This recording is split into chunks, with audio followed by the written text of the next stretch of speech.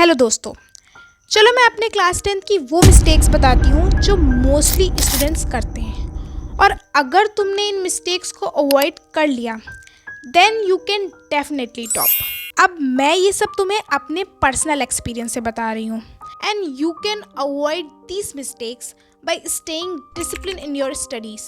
लेकिन मैं तो सिर्फ एक एवरेज स्टूडेंट हूँ, तो मेरा क्या होगा? तो सुनो, डिसिप्लिन का मतलब ये बिल्कुल नहीं कि तुम्हें डेली 9 से 10 घंटे पढ़ाई करनी है। It means staying consistent and avoiding distractions and focusing on your goals every single day. अगर तुम डेली सिर्फ 2 घंटा भी फुल कंसंट्रेशन के साथ पढ़ो then you can obviously do it. तो चलो अब पॉइंट पर आते हैं, आखिर वो गलतियाँ कौन सी हैं। Mistake number 1, not doing proper daily revision. ये एक ऐसी मिस्टेक है जो मैंने खुद की है और अपना अच्छा खासा लॉस किया है। तो देखो, अगर तुम डेली रिवीजन नहीं कर रहे तो तुम्हें कोई ज़रूरत नहीं कि तुम 1 घंटा एक्स्ट्रा पढ़ो। इनफैक्ट तुम इस 1 घंटे में अपना रिवीजन करो। मैं तो तुम्हें ये कहती हूँ कि भले ही तुम एक सब्जेक्ट कम पढ़ो बट अपने डेली रूटीन में रिवीजन को ज़रूर ऐड करो। अब यहाँ पर कुछ बच्चे रिवीजन को गलत तरीके से समझ लेते हैं। रिवीजन का मतलब ये बिल्कुल नहीं कि तुम्हारे फीवर है और तुमने अपने एक बार नोट्स खोलकर देख लिए। This is not the right way. तुम बीमार हो, 1 घंटा रेस्ट कर लो। कंसंट्रेशन नहीं लग रहा, अपना फेवरेट सब्जेक्ट पढ़ लो। लेकिन रिवीजन को फुल कंसंट्रेशन एंड फोकस के साथ करना, this is called real revision. Mistake number 2, don't choose sides, master both tough and easy subjects. अब there are 2 type of students. एक वो जो अपना मैक्सिमम टाइम इजी सब्जेक्ट को देते हैं और दूसरे वो जो एंडिंग तक अपना पूरा फोकस टफ सब्जेक्ट पर लगाते हैं। तुम्हें ऐसा बिल्कुल नहीं करना।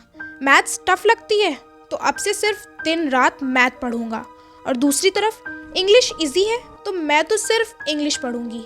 This is not fair. ऐसी गलती बिल्कुल मत करना। Balancing both. 1 घंटा टफ सब्जेक्ट पढ़ो तो at least half an hour easy subject पर भी ध्यान दो, क्योंकि इन द एंड तुम्हारे परसेंटेज तो सभी सब्जेक्ट के टोटल होंगे ना कि तुम्हारे according. Mistake number 3, don't just watch lectures, practice them. ये एक गलती हम ज़्यादातर मैथ्स या साइंस में करते हैं। 3-3, 4-4 घंटे के हम लेक्चर्स तो बड़े आराम से देख लेते हैं, लेकिन उसकी प्रैक्टिस बिल्कुल नहीं करते।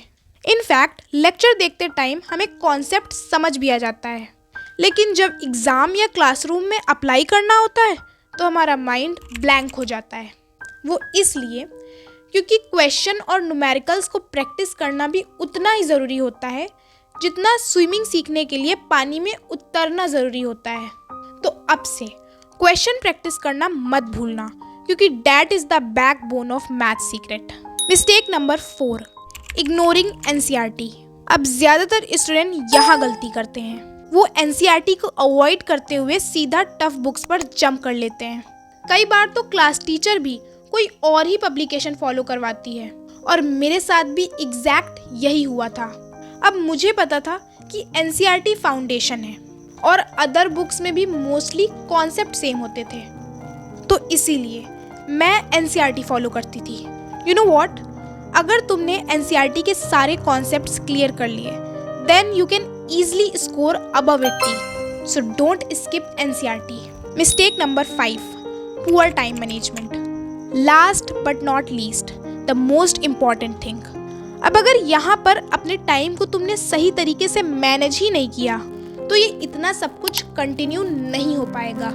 Class 10th, 11th and 12th में अपने टाइम को मैनेज करना बहुत ज़रूरी होता है।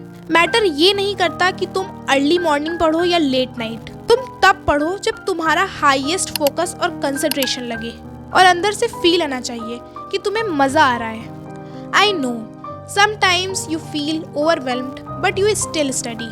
वो कभी कभी चलता है, लेकिन अब अगर किसी काम को कर रहे हो तो उसे पूरी शिद्दत से करो, so that when you achieve success you can proudly say मैंने कर दिखाया। अगर वीडियो पसंद आए तो कमेंट में ज़रूर बताना और चैनल को सब्सक्राइब करना मत भूलना।